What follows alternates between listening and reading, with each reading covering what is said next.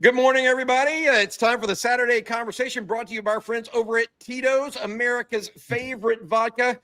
He's Rod Babers and Gerry Hamilton. I'm Bobby Burton. It's time to talk a little Texas football this morning. Longhorns have Sam Houston State at 7 o'clock tonight. We'll be here with you all day. Got multiple programs all day long. I want to get to it first and foremost. The Longhorns, 39.5-point favorites, Rod. That's a lot of points for a team that hasn't scored many at this point in the season. What are you thinking about this game? I've talked about it. I do think for Texas, it should be a bit of a slump buster for them, right? If you're looking at the offense in the passing game, pass defense for Sam Houston State, 133rd. If you're looking at 20 plus and 30 plus and 40 plus yard receptions allowed, they're 119th or worse in those categories. So they allow some big plays. If you look at third down defense, they're actually 123rd in third down defense. Texas has been struggling with third downs. Red zone defense, they're 102nd. Texas has been struggling there.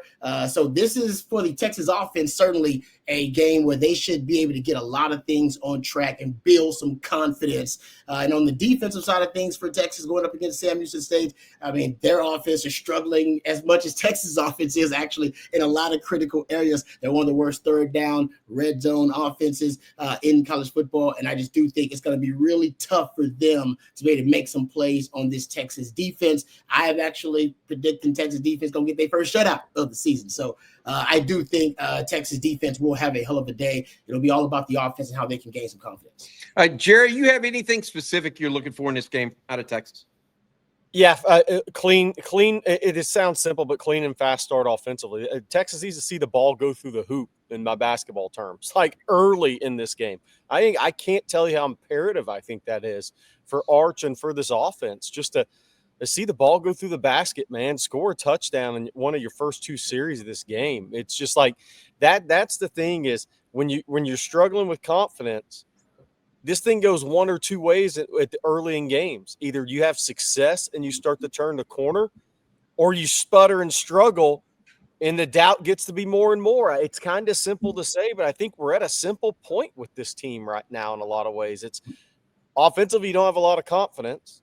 And so how do you change that? How do you flip that? You flip that by scoring a touchdown right out of the gate, playing clean football that leads to points. I think it's imperative tonight for this Texas offense. I really do.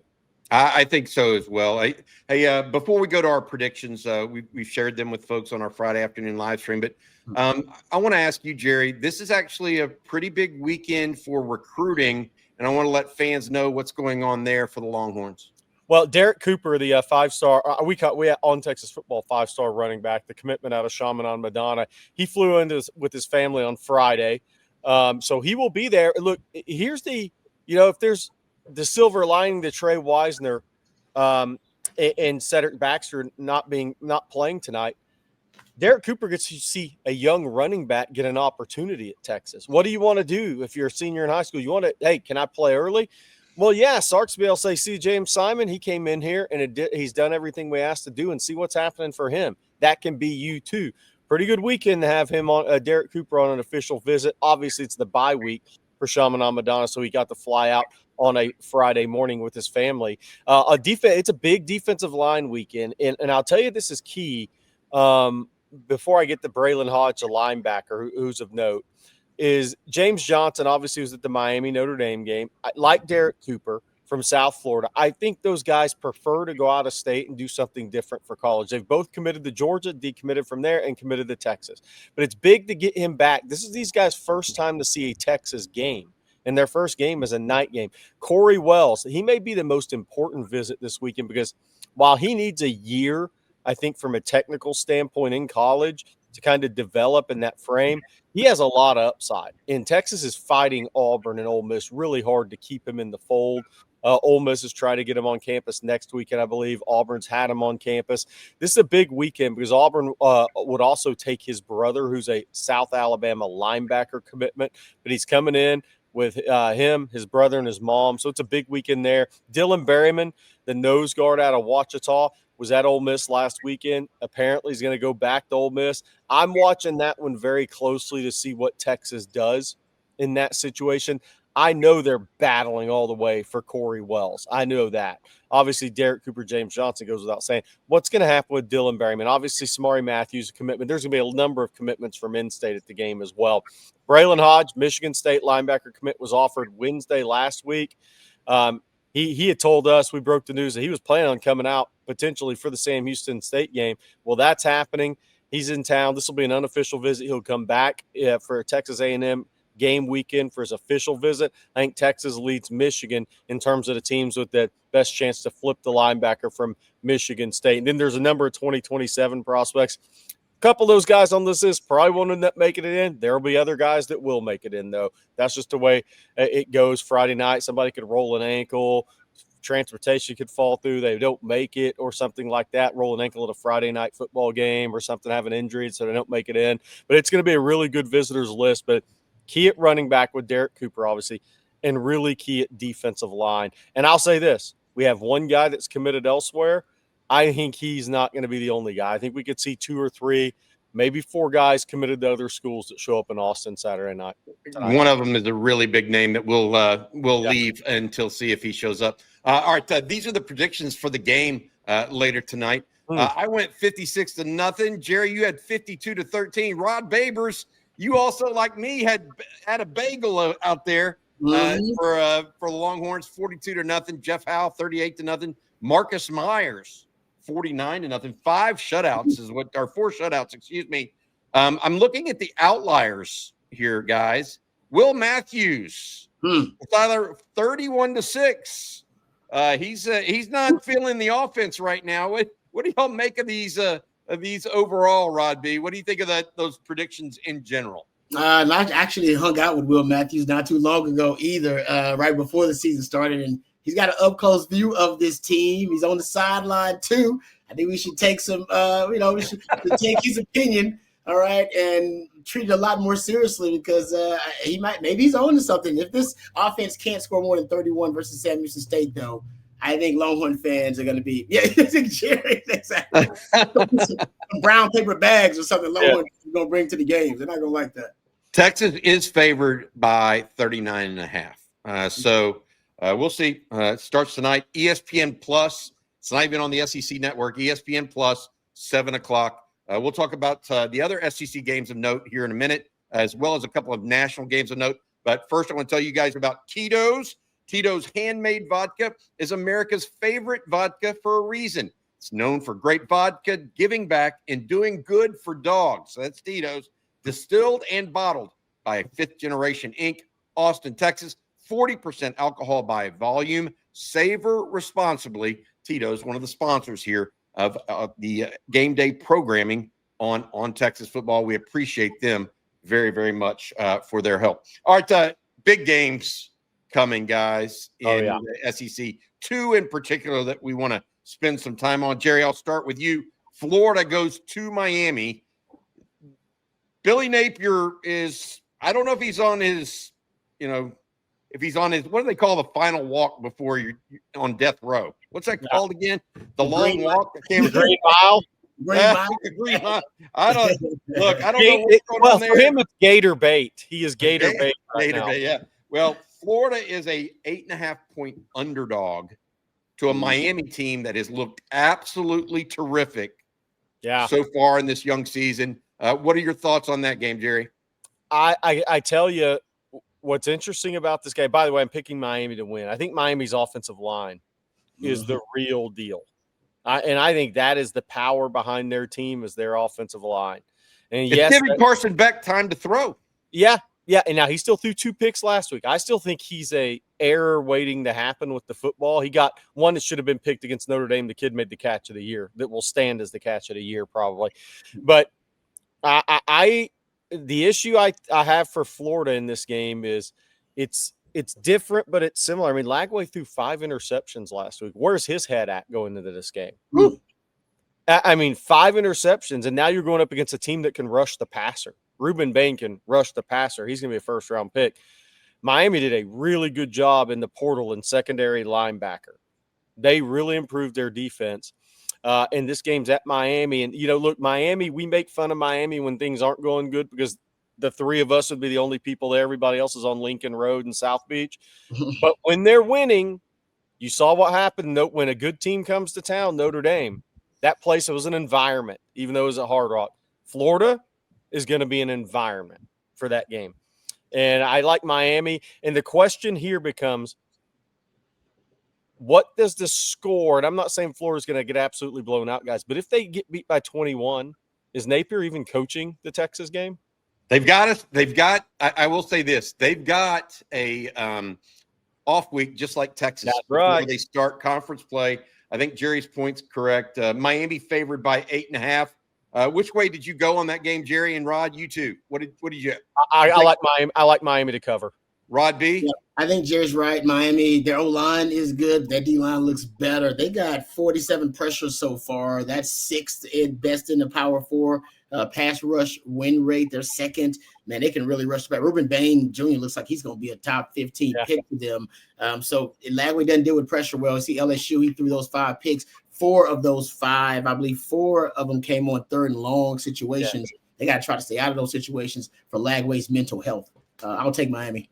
Sounds a little bit like Arch Manning in 3rd and long. Not as many picks, obviously, but same kind of issue. All right, the other big game, by the way, that Florida-Miami game's the last game of the night on ABC, 6:30 kick. And then also later today, big game on ABC, 2:30 kick, Auburn versus OU in Norman. Sooners favored by 7.5, Rod.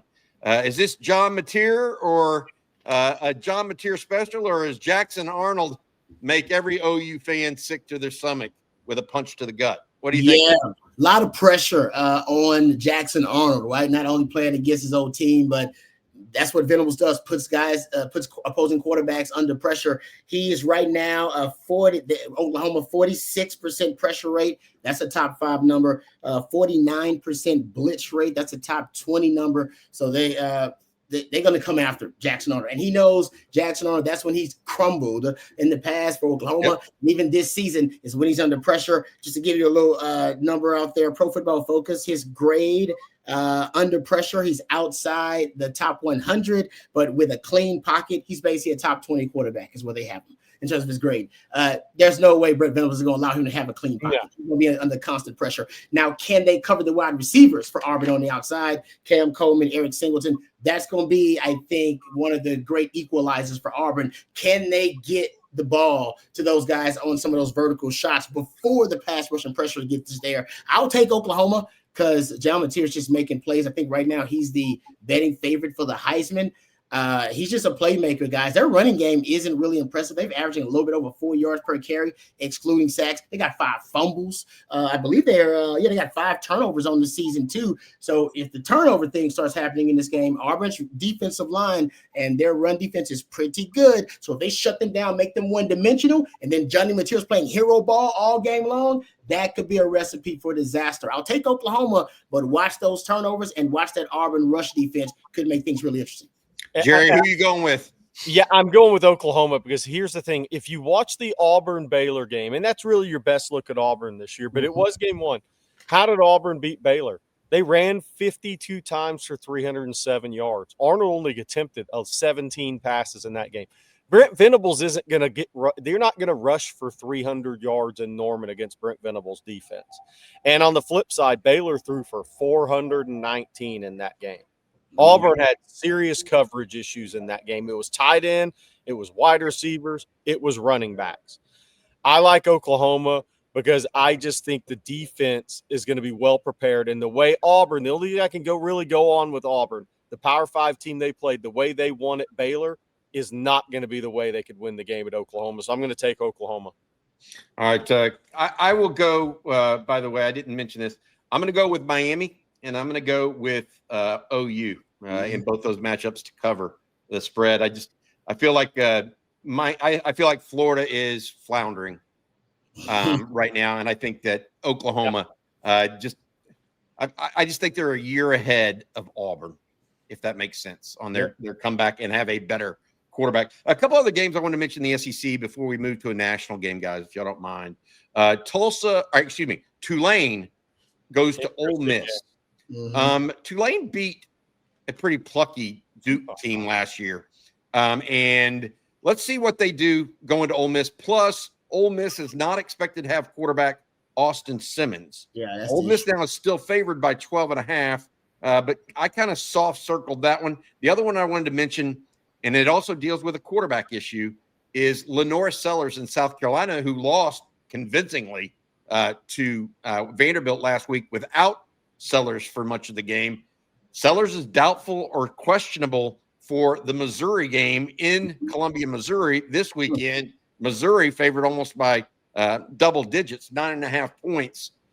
Those are a couple to watch. The other games I think are pretty, Arkansas, Memphis, UAB versus Tennessee, Northern Illinois versus Mississippi State, Georgia State versus Vandy, although Georgia State gave Vandy all they could handle last year. Southeast Louisiana versus LSU is not even on the board from a numbers perspective. And then obviously we finished with Texas and Sam Houston State. Y'all have any thoughts about those other games? Go for it. Tulane Ole Miss is really interesting because, and I know I'm going transitive properties here. Tulane beat Northwestern physically worse than Oregon did to Northwestern. They allowed 80 yards less to Northwestern than Oregon did. So Tulane's beaten 2 Power 4 opponents this year. One that's not good offensively, 23-3 over Northwestern. Then they beat Duke, who has a really good quarterback, their former quarterback last year, Mensa. They beat them last week. Tulane feels like a really good G5 team to me, and I haven't watched enough of them to say it, but if Ole Miss, and I'm saying this from an Ole Miss standpoint, if Ole Miss goes out and wins that game by 14, 17 points and looks good doing it, then Ole Miss is going to be a real dark horse for the playoffs because I think Tulane's a legitimate football team. You don't beat Northwestern like they did, even though Northwestern's not good, and then you come back and beat Duke. You beat 2 Power 4 teams. You don't do that, and you did it in different ways unless you're a pretty good football team. So if Ole Miss controls Tulane, for the 1 or 2 Rebels fans that watch this is a really good sign for you. All right. Hey, Rod, let's go national now. This is just the oddest game to me. Texas Tech goes to Utah in just a couple of hours from now. I mean, literally, it's an 11 a.m. kick. Okay. Texas Tech goes to Utah. Utah favored by 3.5. Tech hasn't been tested all year. Not at all. But here's the strange thing to me. Not only is Utah favored by 3.5, do y'all realize this game is actually a kickoff time in Utah of 10 a.m.? I mean, I've got another one for y'all later that I want to talk about kickoff times, but that's just ridiculous to have start a college game at 10 a.m. local time, right? But all that said, what do you think of Tech versus Utah? Because the winner of this game might be smooth sailing in the Big 12 afterwards. Yeah, I mean, I'm with you. Tech hadn't been tested, but they have looked good in the games they've played so far. I believe they've actually beaten their opponents by an average score of 58-12, which I mean, a lot of tough competition out there. Yeah, but to your point, they look good, and they're doing it through the passing game. They've passed more than 35 times per game, using a lot of fast tempo. They're actually a 3rd in yards per drop back, and Baron Morton is completing over 70% of his passes right now for 16 yards per completion. We'll see if that holds up against better competition. I'm with you, but right now, looks like Texas Tech, they paid a lot of big money for it, and they look the part so far, but they haven't had competition. I'll take Tech in this one. I think Tech. I don't know. Cody Campbell, what he's doing, we'll see. But right now, I do think they have a little more firepower than Utah. But Utah is they're always so well coached. Damn, they're always well coached. They put opposing offenses in a vice. They do, man. They just have a leading sacker. Yeah, they have a way of doing that. I'm going to take Tech though as well. Rod, I don't disagree with you, Jerry. Who do you got in that game?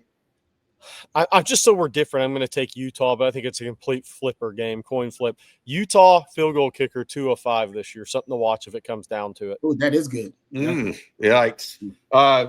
Speaking of, we had Mason Shipley on our show on Thursday night. Let's hope he fares better than that, fans. A couple other games to mention: Michigan, Nebraska. That's the CBS game at 2:30 today. Michigan is 1.5-point favorite over Nebraska in Lincoln, Nebraska. I'm not buying Michigan right now. I'm going to pick Nebraska in that game. I think Matt Rule is on the verge of doing something there, and I think he's going – a former defensive coach, he's going to confuse Bryce Underwood and the new quarterback at Michigan. The other one in the Big Ten to watch that's a national game, top 10 Illinois. Oh, yeah. Goes to Indiana. Indiana, I think, ranked 19th, but Illinois is a 6.5-point underdog to a team ranked 10 spots below them. That's the 6:30 game on NBC as well tonight. So we'll see what happens there. What are y'all's thoughts on those two games? Michigan, Nebraska, Illinois, Indiana. Indiana is such an interesting team because they were in the playoffs last year, and they're a lot better at quarterback this year. I think Mendoza may play in the league. He's really good. He transferred from Cal. Yeah. So, and Illinois has a lot of experience back at quarterback. This should be a well-played game by the quarterback position. Experienced guys that have played a lot of college football, have a lot of starts. I'm going to take Indiana, the home team. It wouldn't surprise me either way on this game again, but I think Fernando Mendoza is a really, really good football player. What about Michigan, Nebraska, Gerry? I'm going to take Michigan. Like, it's crazy. I was just looking at this while you were saying it. I'm not a Dylan Raiola believer, but yet I turn around, he's completing 77% with 8 touchdowns and 0 interceptions. Now, they haven't played a tough schedule, but whenever I watched him against Cincinnati, I was like, but then his performance, his results aren't necessarily So I'm going to take Nebraska because I do think they're going to have a amazing atmosphere for that game. You just switched on us. You went from Michigan early to Nebraska. You talked yourself into Nebraska. I did. Yeah, he did. He talked Dylan Raiola, man. He talked to I'm not a believer, but I'm going with I think they're going to create an electric atmosphere for this game. What about you, Rod B? I hate to agree with Jerry, but I think he's right. I feel like these matches are pretty even, so the home team may swing things. But yeah, that Indiana-Illinois matchup, those teams 27-5 since the start of the 2024 season. Both of those programs are definitely ascending. Like they're well coached, really good programs right now. But yeah, I agree with you. I'll take the home teams to swing it in their favor. All right, I have one final thought, and I'm going to let you guys have your final thought too, on this podcast. But first, I want to say thank you again to our sponsor this game day for the Saturday conversation. That is Tito's Handmade Vodka. It is America's favorite vodka for a reason, known for great vodka, giving back, and doing good for dogs. Tito's is distilled and bottled by Fifth Generation Inc., Austin, Texas. Austin proud. 40% alcohol by volume. Savor responsibly. Again, thank you to Tito's for their sponsorship of On Texas Football. Here's my final thought, and then I'm going to let you guys have yours. I mentioned that Tech Utah game starts at 11 o'clock Central. That's 10 o'clock Mountain Time, which is where Utah is. So literally, they're playing at 10 a.m. Well, guess what? The Big Ten is one-upping them. No. Michigan State is going to USC. So Texas plays that 7 o'clock ESPN game. The Michigan State USC game starts at 10 p.m. tonight. 10 p.m. tonight. So Michigan State is literally starting a football game of their home time at 11 p.m. So if they were to be back in Eastern time, that's crazy. They will not be home from this travel until 8 or 9 o'clock in the morning. That's absurd. Michigan time. That is what's happening to college football if you are not even in a major conference. I mean, the Big Ten's a major conference, but because they span every time zone. Yep. I mean, it's a game to watch maybe after you calm down from the Texas Sam Houston State game tonight. That's a positive if you're a college football fan. That's my diatribe on college football.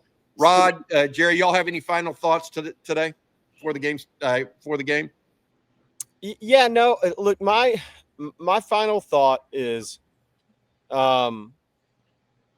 Texas fans, y'all play a huge role. David Ash was on Coffee and Football Friday. Talked about supporting Arch Manning in this team. And that really struck a chord with me, having time to think about it. The Texas fans, the challenge is, somebody in the chat said, start a Let's Go Arch chant early in this game. Get behind him. Get behind him and see what happens. Because sometimes those guys, you never know how much that can help a player when he's struggling. If a whole 100,000 people get behind him and get behind an offense, you never know if that can bring a little energy these guys may need to help turn the corner when they kind of doubt themselves a little bit. Rod B. I like that. That is good. And I heard Max say something very similar. Like, you pick them up when guys are down. You pick them up. You just keep picking them up. Yeah, I think ultimately I would just want to see, the guys start having some fun out there. Sark even mentioned that they're not having fun. I mean, it's pretty obvious if you watch the Texas offense. There's very little joy being had out there.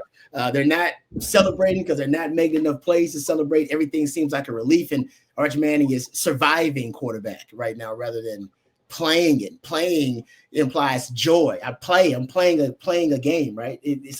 I want him to get back to that. I can't wait to watch him. And I agree with Gerry. The fast start is pivotal. I know Sark may be holding back some plays. I wouldn't do it, Sark. On that opening drive, I'd pull out all the stuff that's going to work so that this young man can see success, can have it early.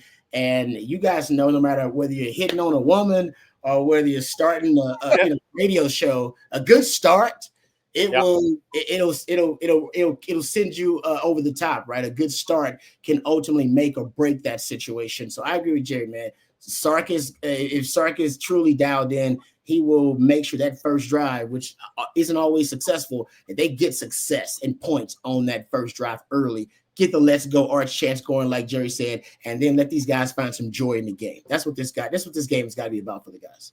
I love it. Later today, again, Longhorns take on Sam Houston State, the Bearcats, and Texas favored by 39.5 points. That's going to do it for this morning's Saturday conversation. Thank you, Gerry Hamilton. Thank you, Rod Babers. Thank you also to our producer behind the scenes, Matthew Hutchison. And thank you to our sponsor, Tito's. We will have more today for you guys. We have the Texas Tailgate coming at you at 4 o'clock this afternoon. And we have Watch With Us at 7 o'clock. Vaughn Lane sponsoring that. Thank you so much. And then post-game live immediately following the game. Rod, myself, getting after it a little bit with Yingling Flight sponsoring that as well. Thanks to everybody involved in what we do here at On Texas Football. Been a good week. Let's have a good game tonight at 7 o'clock. For Gerry, Rod, and Matt, everybody out there, hook 'em horns, guys.